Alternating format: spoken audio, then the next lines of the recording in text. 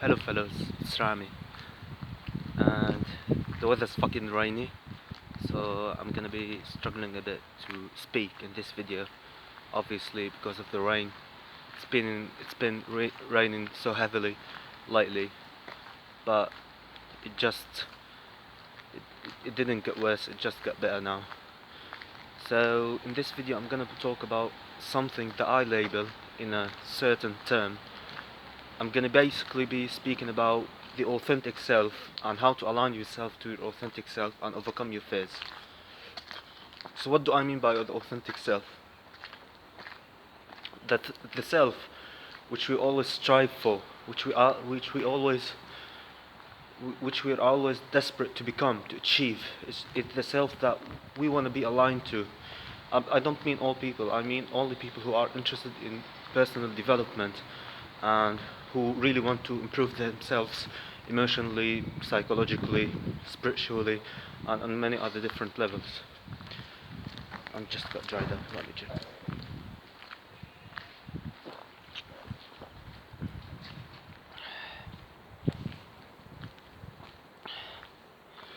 So, I'm gonna speak from my own experience and what I found out with the authentic self. So years ago, when I was socially anxious and nervous around people, and when I was a lazy bastard, not taking action, not doing enough, not exerting enough effort to overcome my social anxiety, when I was behaving like that, I wasn't my authentic self. I wasn't my authentic self. It was the false self. It was the ego created self. The ego identified self, sorry. That's the right word, I think. So that's what I was at the time. And I didn't have the courage to align myself to my authentic self, because aligning to your authentic self takes a lot of courage. It takes massive amounts of courage and bravery to align yourself to your higher consciousness. So I was pretending to be poor. I was pretending to be socially anxious. I was pretending to be violent. I was pretending to be a coward. I was pretending to be lazy. I was pretending to be socially unintelligent. I was pretending to be not good enough.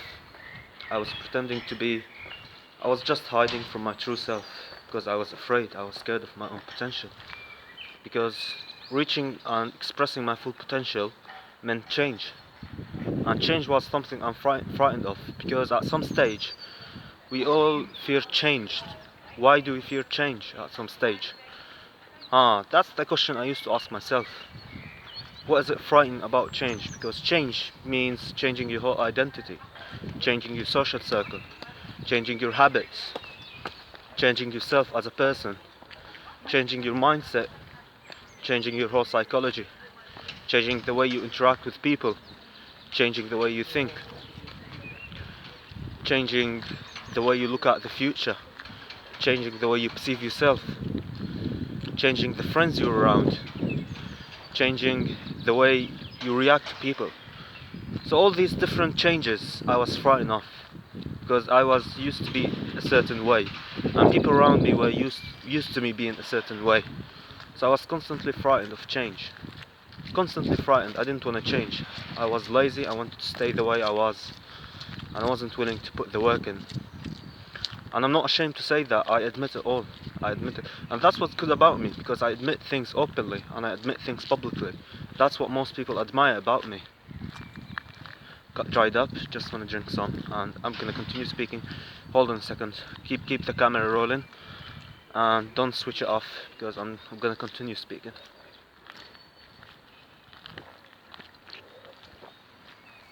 My videos are unplanned as usual. I don't plan anything to say. It's just all spontaneous. So nowadays I'm strongly connected to my true authentic self, the higher self consciousness. I'm strongly connected to it, And I created that through changing my thinking, through changing my habits, through working on myself socially and putting myself in social situations. Because when I was frightened socially, it was my false self.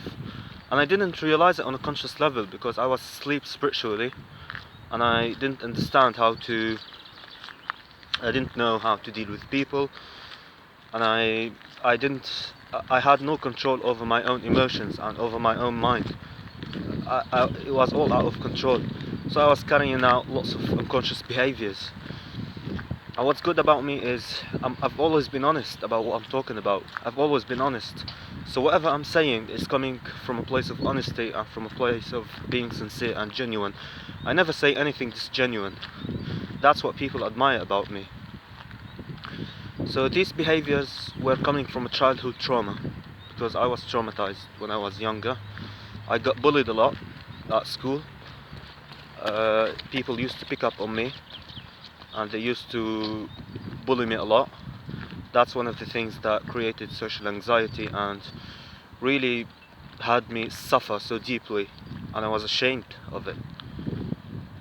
That's one of the reasons that massively contributed to my social anxiety.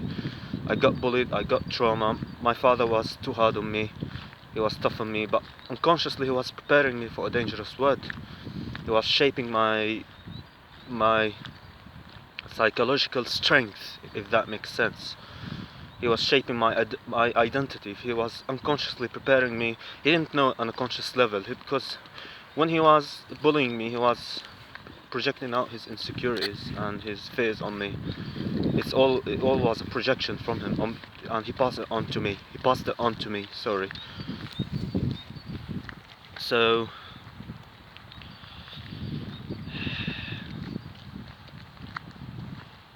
I've said it before in my other videos about the trauma I've had with my father and how much anxiety it created in my life. And I get lots of emails and lots of men write to me that they got bullied by a family member, by a parent, by someone who are they supposed to love.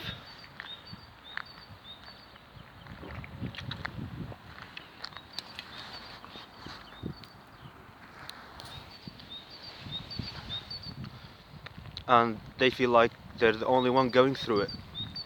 They feel as if they are the only one on earth who's going through such circumstances. But I said to them, I gave them some kind of reassurance that if they think so, it's the false self. It's the victimization. It's a victim mentality. Because victimization makes you feel ashamed. It makes you think that you're the only one. And I played a victim for many years. I was a victim and I was pretending to be a victim. And I enjoyed that. I didn't enjoy living like that. I was living a lie. I was creating a lie. My whole life was based on a lie. I was playing on a lie and a victimization mentality. I was playing on myself. And I was also pretending that to other people.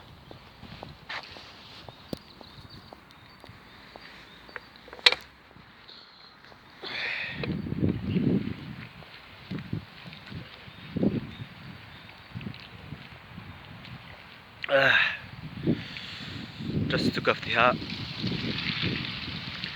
So when I was living like that, I was ashamed of interacting with people. Why were I ashamed? You may ask, why were I ashamed to interact with people when I was carrying this sort of mentality? Because when I was thinking like that, and when I didn't change my habits, when I was quite unchangeable for a while, for a long while, during a certain period of my life, I was quite unchangeable. My mentality was unchangeable. No matter how many people have spoken to me at the time, I still didn't want to change. I still did want to remain as I am, negative, hateful, jealous, massively insecure, frustrated. All these different emotions were within me. So I was afraid of interacting with people. It's because basically I was saying to myself, if these people were to know that I'm going through these circumstances, they don't want to be friends with me. They're gonna abandon me, they're gonna reject me. they're not gonna love me, they're not gonna accept me for who I am, and it terrified me. It scared the hell out of me. I didn't want to be rejected, I didn't want to be laughed at, humiliated by people. I almost wanted to be liked by every single person I've met. I wanted to be liked by everyone. I didn't want people rejecting me and not accepting me for who I am, because I didn't accept myself for who I am at the time. I was living a life. I didn't accept my behaviors. When I did some, when I at some stage of my life, when I changed myself positively, when I made some positive changes, I didn't accept it. And you know why I didn't accept it? Because it brought change, and change is something that I could never have accepted years ago. But nowadays I changed. I started accepting it. I didn't accept it because change terrified me. I was afraid of change. I didn't want to change. I wanted to remain as I was, because that was my comfort zone, and I was fucking lazy. I wasn't willing to push myself too hard out of my comfort zone.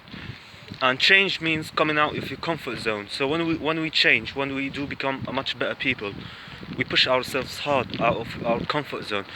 To be in the comfort zone is suffering. Actually, it's suffering. It may feel comfortable, and you may be relaxed, and you may be just chilled out because you're in comfort zone, but it's suffering. Even if it feels so, it's a feeling of relaxation and content and happiness, but it's all in disguise. But underneath, the underlying emotion underneath this is deep suffering and creating a bad reality, because you're not pushing yourself hard out of your comfort zone. On the flip side, when you work on yourself and start making positive changes in your life, and you push yourself too hard out of your comfort zone, it may feel like suffering for a while, but it's bliss, it's happiness, it's joy. And I was immensely joyful when I started working on myself, and when I started pushing myself out of my comfort zone. I got a lot of joy out of it, and I started dissolving all the negative emotions, which are frustration, anger, jealousy, depression, all these different emotions. And I'm not saying that I don't get depressed, because I do get depressed at times. I do feel suicidal. I do sometimes slip out of positivity into negativity, especially when I think about the job I want to do. I haven't got a job currently at the moment, and I'm on benefits, honestly. But I'm proud of myself because I've always been ambitious, even though I'm not living a very pleasant reality. And it sounds hypocrisy when I say that. It sounds quite hypocritical. I'm not living the reality I want to live, and I'm preaching. I'm telling people what to do and what not to do, and how to live a better reality. But something is being forced on me. So some circumstances I'm going through are not. I'm way out of my depth for it. First, secondly, it's all forced on me. So some circumstances you go through, you've got absolute no control over it. So sometimes circumstances force you to be a certain way. That's why sometimes I feel like kind of hypocritical when I preach something, and I keep preaching it over and over again, and I tell people, and I try as much as I could to convince people and to persuade people to change their lives, while I'm still living a slightly unpleasant reality.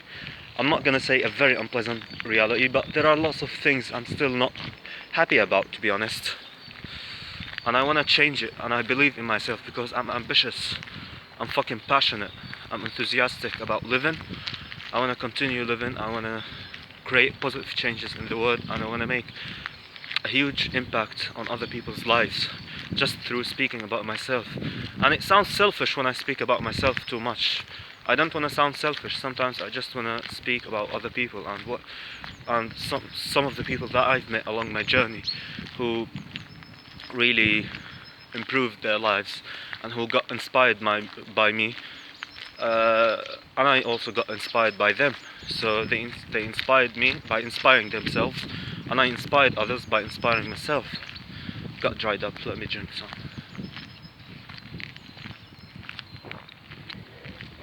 Now I'm gonna talk about the comfort zone. What does it mean to be in your comfort zone? It means not working on yourself, not changing your habits, not doing anything to challenge your fears and insecurities and to disprove them wrong, sitting on your ass, being frustrated, negative, complaining all the time. And sometimes we do get a lot of joy out of it, because that's how we've been socially conditioned. Because we watched lots of people around us who were complaining and who were negative, who were hateful, who were jealous. So all these unconscious behaviors we absorbed through watching other people behaving in the same manner. That's why we can't blame ourselves for it. And we can't blame other people, because if we blame other people, that means we're blaming ourselves. We should not. We should stop blaming with the people, and you should fucking stop feeling sorry for yourself, because that's what I did for many years growing up. I felt so sorry for myself, and I wanted other people to feel sorry for me. I know sometimes I speak about negative stuff and stuff that is dark and tragic, and I feel sometimes it's too personal. I just don't want to share it with people. I don't want to speak about it. I don't want people to know about it.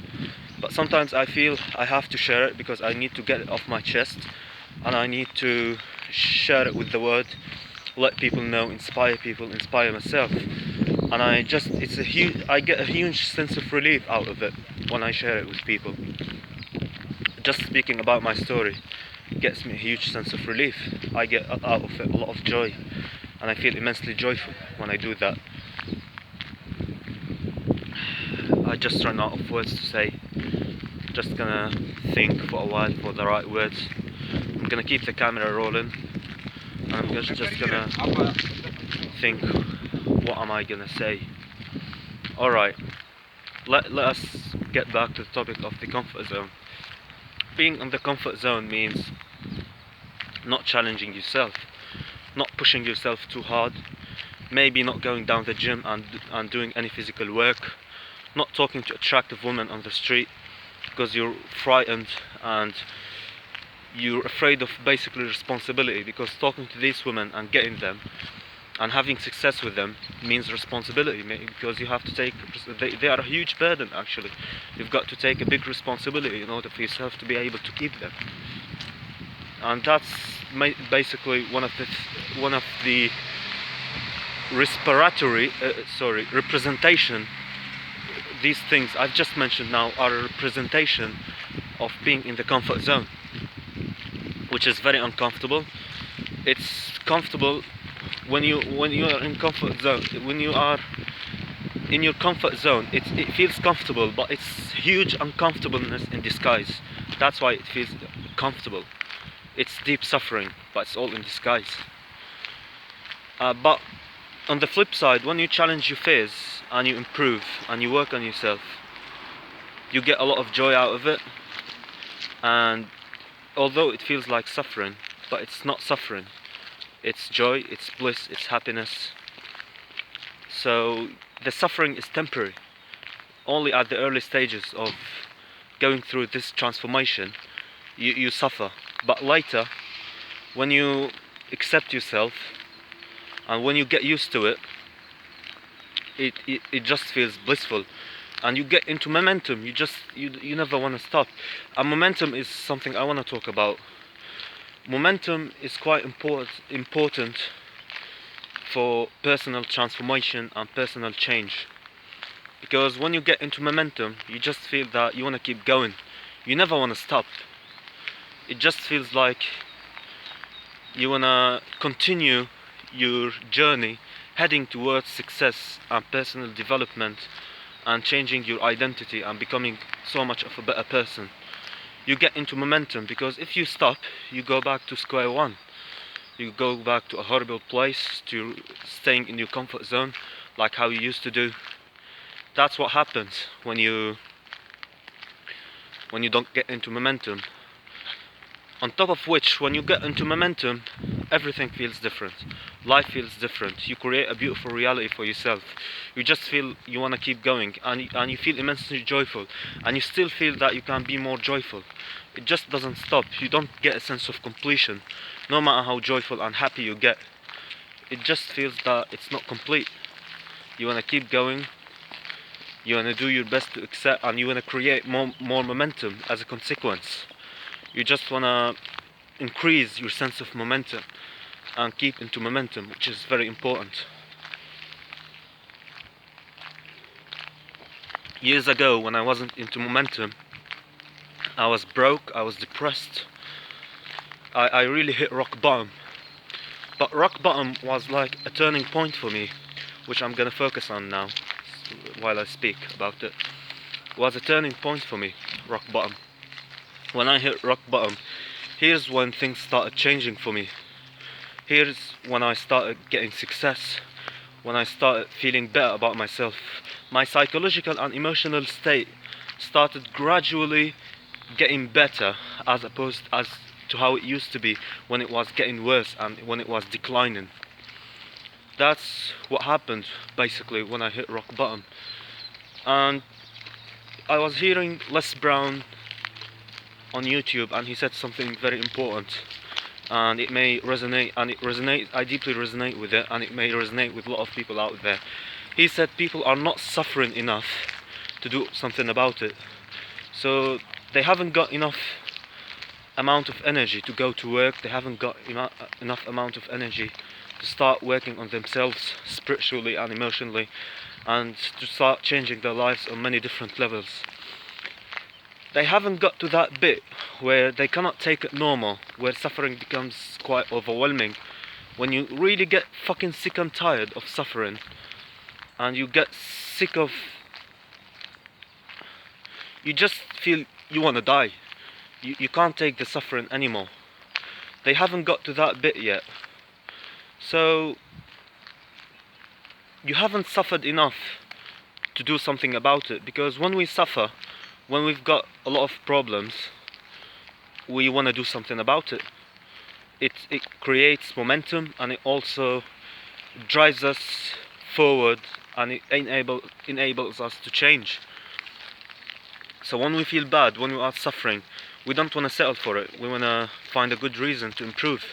We want to find some reasons to go out there, take action, and make things happen, instead of sitting and letting the suffering continue and not doing anything about it.